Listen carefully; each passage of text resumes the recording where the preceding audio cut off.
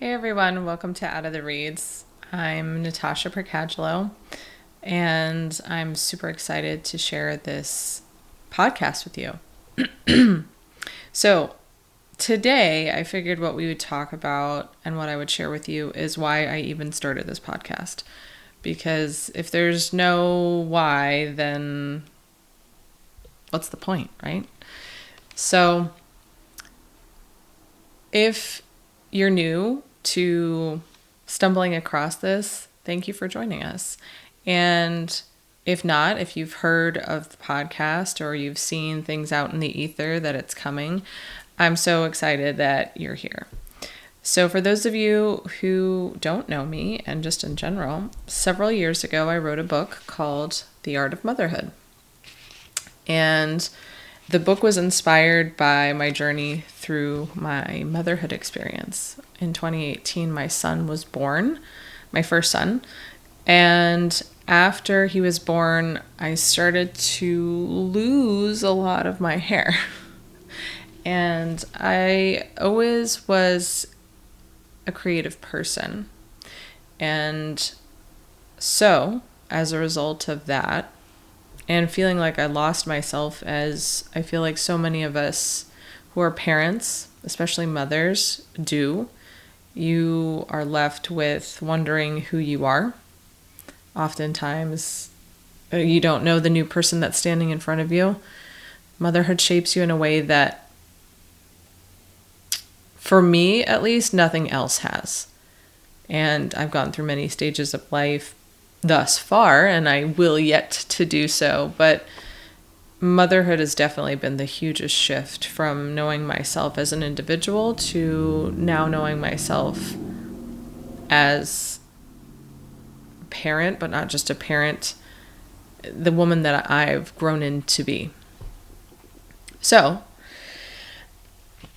as a way to get back to myself, I started to, with the hair that I was losing, put it on my shower walls, because the longer it is, and my hair was much longer at the time, you don't want to snake the drain all the time.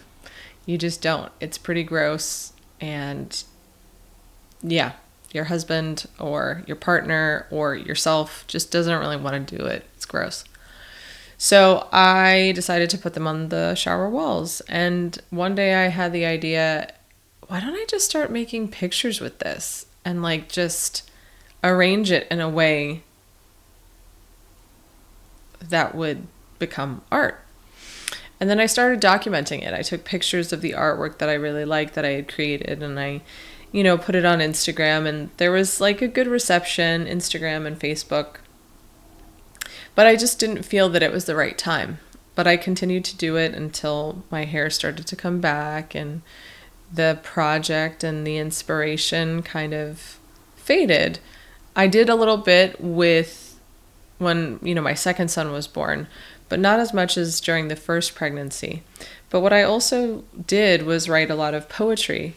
And writing poetry and writing things in general allowed me to express myself and be able to come back to who I felt I was and who I was becoming.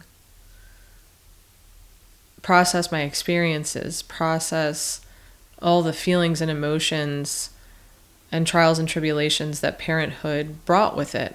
And not just because of my children, but because of life, because of expectations, new roles, old roles fading, new roles being all-encompassing. So that's kind of what led to the book being written.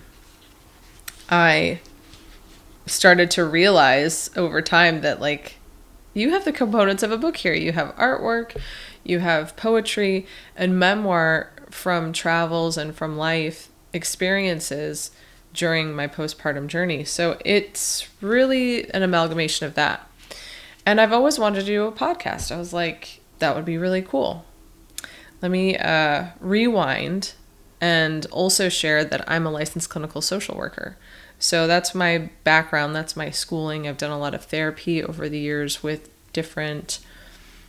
many different clients, but specifically with women, adolescents, children. And I found that in that work, doing that work, and my professional experience, it felt like there were still things missing. So I went and did yoga teacher trainings and got certified in yoga and got certified in prenatal yoga and postnatal yoga. And I started to see, obviously, a theme, like maybe you can too, like, oh, motherhood and helping people and women is a part of her experience. And I don't want to just pigeonhole myself and say that it's only with women, but I definitely have felt a stronger pull. And so, yeah, so Out of the Reeds, this podcast was born from wanting to continue a conversation. Creativity holds a space near and dear to my heart, and I think it can bring us back, any of us back, during times of transition. And motherhood is an ultimate transition. Parenthood, death of a loved one, divorce, marriage, children being born, the loss of children, moving, traveling, life shifting and changing. Any huge transition in life, I feel like creativity and any way that that is expressed has a relevancy. So to open the show, to explain more about things and the bringing back of creativity, I wanted to share this poem with you from my book. It's called The Fire That Forged Me. And above it is a little picture of Medusa. Because why not? You know. The fire that forged me. My tale isn't one of dragons slayed or foes outweighed, nor is it one of feats of grandeur or spoils of war. It is in theory a simple journey, a task which many take, but do not be fooled, for in practice, unlike in theory, mistakes are easy to make. Armed with only my courage of heart and little more than gumption, I took to my charge, for it was at that junction I could have not known yet of the fire that was to forge me.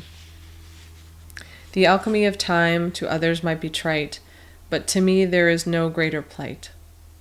The comparison, it might be said, is far too much made, but I beg to differ, for only now as I am saved, I recall a time of feeling in the trenches, deep in despair. I wondered, when will this end? When will the night turn to dawn and dispense with all my senses? That poem that I wrote, I remember the feeling. I don't remember exactly the night I wrote it, but I do remember what surrounded the sentiment of that poetry and that poem was feeling the nervousness and the anxiety and the angst of night falling and feeling like I didn't know what was going to happen. Would my baby sleep? Would I end up somehow nursing in a rocking chair, not knowing where my body was, maybe still holding him, having like him falling asleep in my arms and startling awake to realize, oh my God, where's the baby? Where's my body? Where am I? And so many times that happened. So many times that happened to where, I mean, thankfully he was fine and he never like rolled out of my arms or anything like that. But just not knowing where you literally are in space and time because of such lack of sleep. And it's no wonder why soldiers are trained in extreme measures with sleep deprivation and like hearing babies cry as like desensitization training or something, because it's extremely, on a primal level, it like breaks you in some way. And it's really the fire that forged me. You know, it like cracks you open and you're left with discovering all the raw and wrought insides of yourself. And that's exactly what happened. And it's something that I think in our society we take for granted. Like, just have kids. No big deal. That's just what you do. And for many years, it's like you follow that path, right? The traditional path, or at least for me, coming from my own background, I'm a first generation American, so half of my lineage is Egyptian and the other half is West Indian from Barbados. And then the caveat to that is that they're, English and Irish and Scottish on my mother's side, being from Barbados, and both of my parents being minorities in their own culture. So it's having that be, the background I came from, at least speaking for myself, there, I think, society at large too, but the idea that you get married, you have the kids, you do the thing, and that's the end of the story. Happily ever after. You raise your kids. But motherhood was really something that I never took for granted. I always knew I wanted it, but I never took it for granted because of the weight of that. The magnitude of what it means to be a parent. Who are you raising that is going to be a person and out in the world and make decisions for themselves and have their own lives later on? Like teachers, right? At least in the United States. I know in other countries teachers are highly praised and valued, but at least here, it's always getting cut. Education, teachers' pay. And you're shaping minds, you're shaping the citizens of the future, and parents are doing the same thing. And that weight of what that means, not to be taken lightly. Anybody who's on the fence of such a big decision, it is huge. Like Hamlet, to be or not to be. It's like to have kids or not to have kids. It's a huge thing. So, yeah, this podcast, what I hope for it to be is a place for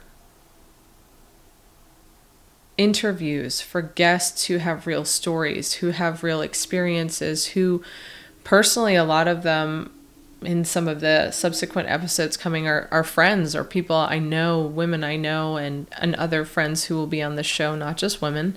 And their stories matter because it signifies to us that if it can be done, if someone else is out there doing it, it doesn't mean that they have your answer. It doesn't mean I have your answer.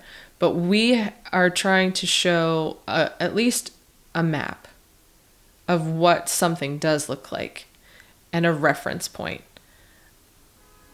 I'm not one for unsolicited advice. So this show is not like, this is what you need to do, and these are the 7 ways in which you can do it. Because I don't think that there are only 7 ways to do something. There's many different ways to do the thing, and it has to resonate and feel good to you. And I'm not you, I'm me, but I hope to inspire you, or I hope that what the content of this show will bring forth is something that allows you to feel like, hey, maybe I've been seen in that, or I can see myself in that. And that feels inspirational, or that feels like, thank you for shedding a light on that, because I've thought about that before, but I never knew what that could look like, or who was doing that, or what that might be like for someone. So that's the hope of this show. Not to have anyone feel that they don't know what's best for them.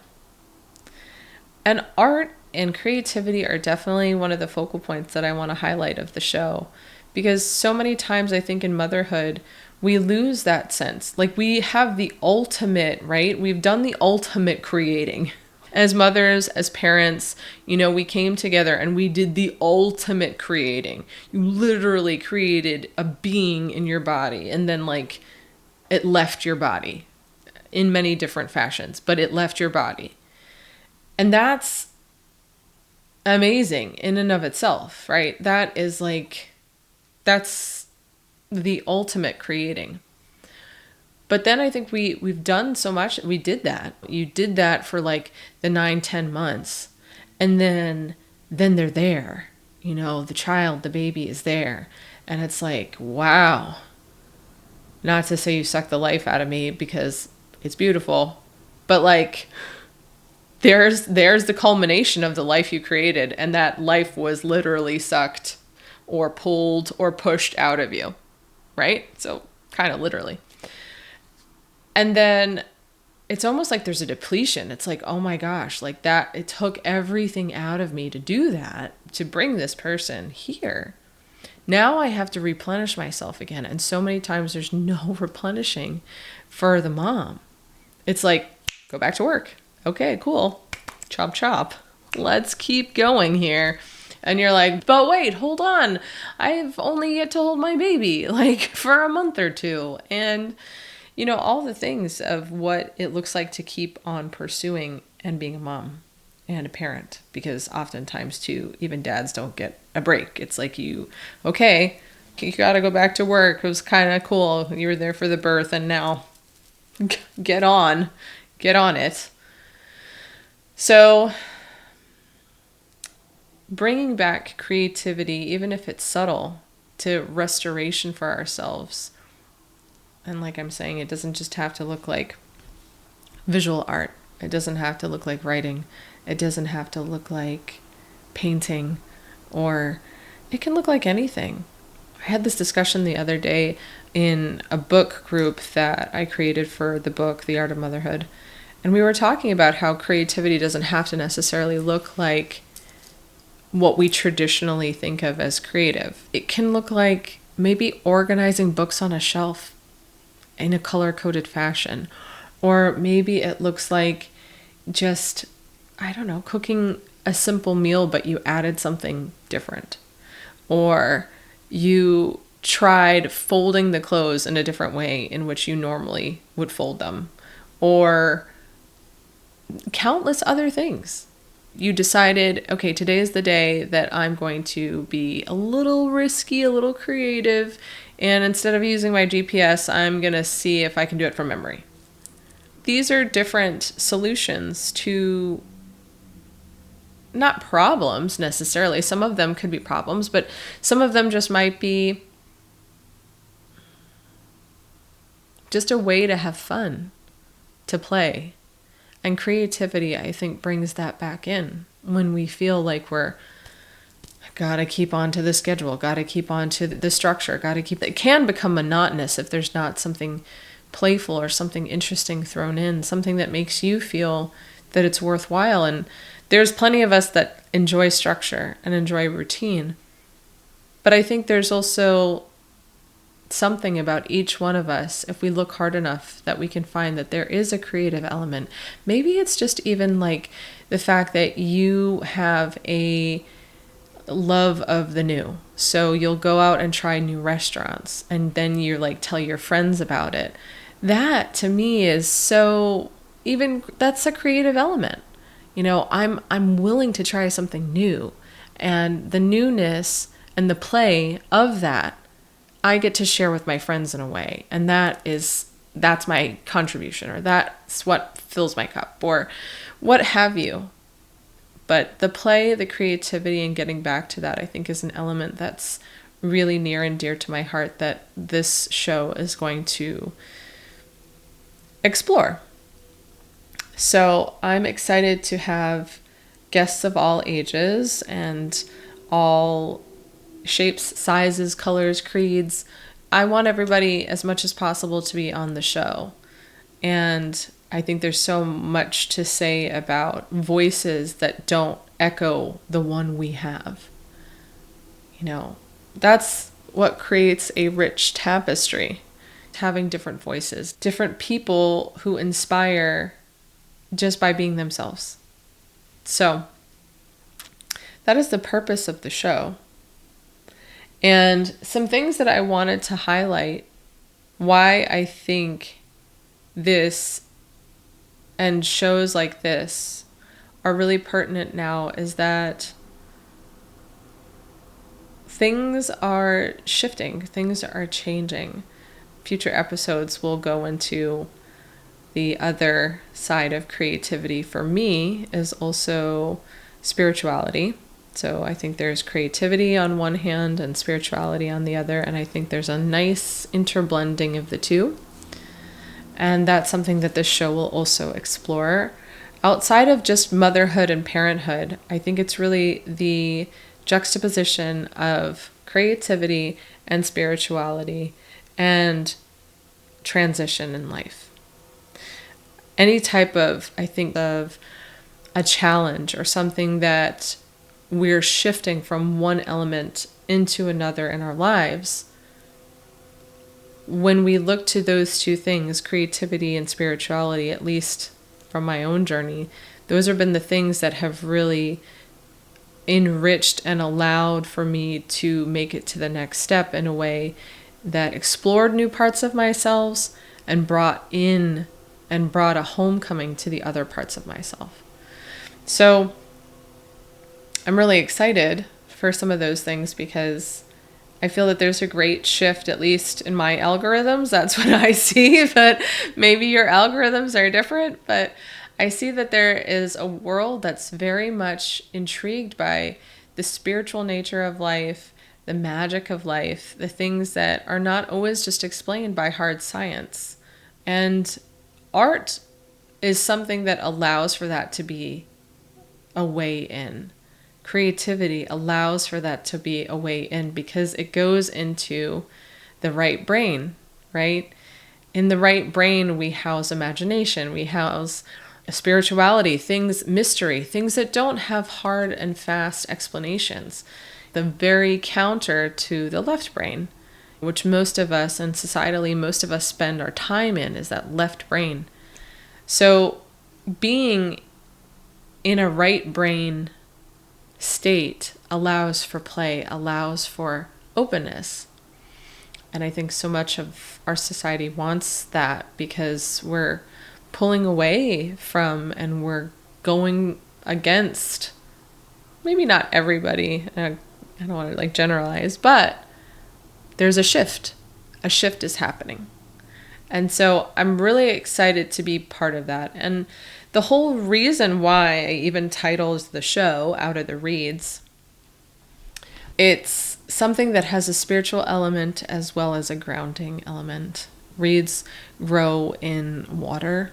They're connected to the earth, but they also grow in water, which is fluid, and which is the idea of the feminine.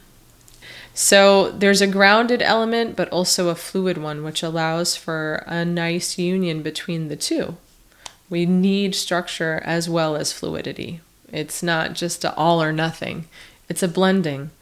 And so coming out of the reeds also to me signified feeling lost at times in my parenthood, in my motherhood. And it's still an ongoing journey. My children are 8 and 4. So it's an ongoing journey that will continue until I'm no longer here on this planet, no longer they're here on this planet. It's a lifelong endeavor. But in my parenthood, I've felt at times very in the reeds and looking to come through that and also embracing the journey. So while I'm in the midst of the reeds, there's so many things that are happening. So many things that I'm going through, challenges, but no challenge is just negative. There's growth that comes from that. And then coming out of the reeds too, shedding of the light and being able to see things in a whole new perspective. So that's the whole reason why the show is titled Out of the Reeds. And I'm hoping that it will again resonate with so many of you and feeling like there's been times in your life where you felt like you're in the thick of it.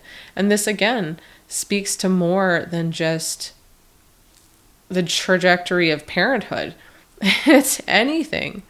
Starting a business, being an entrepreneur, that is full of, I don't know what I'm doing. What am I going to do next? How is this going to go? This journey, that's huge.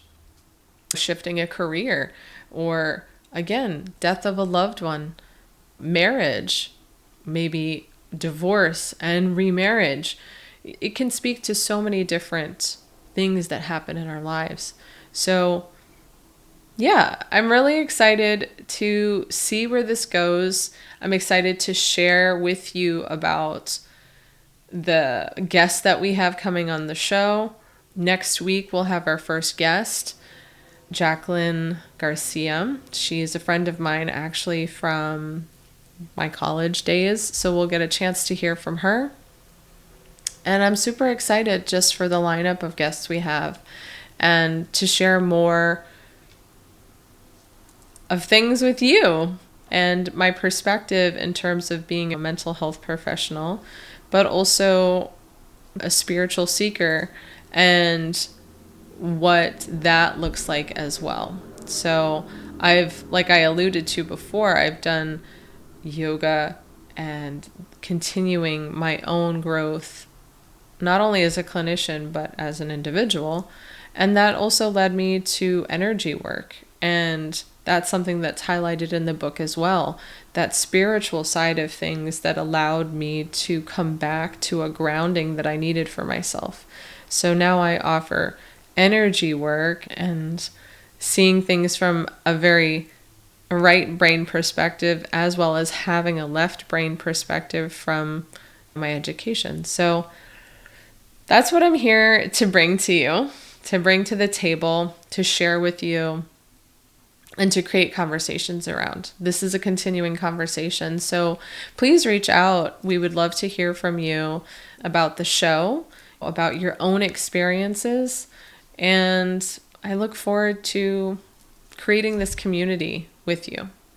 So thanks for joining on our first inaugural episode of Out of the Reads. It was more like an introduction than it was even to our show, but it's to the show, it's to the community that's being built, and yeah, for continuing dialogue and conversations. So I look forward to fostering that with you and your help. Thank you guys, and see you next week.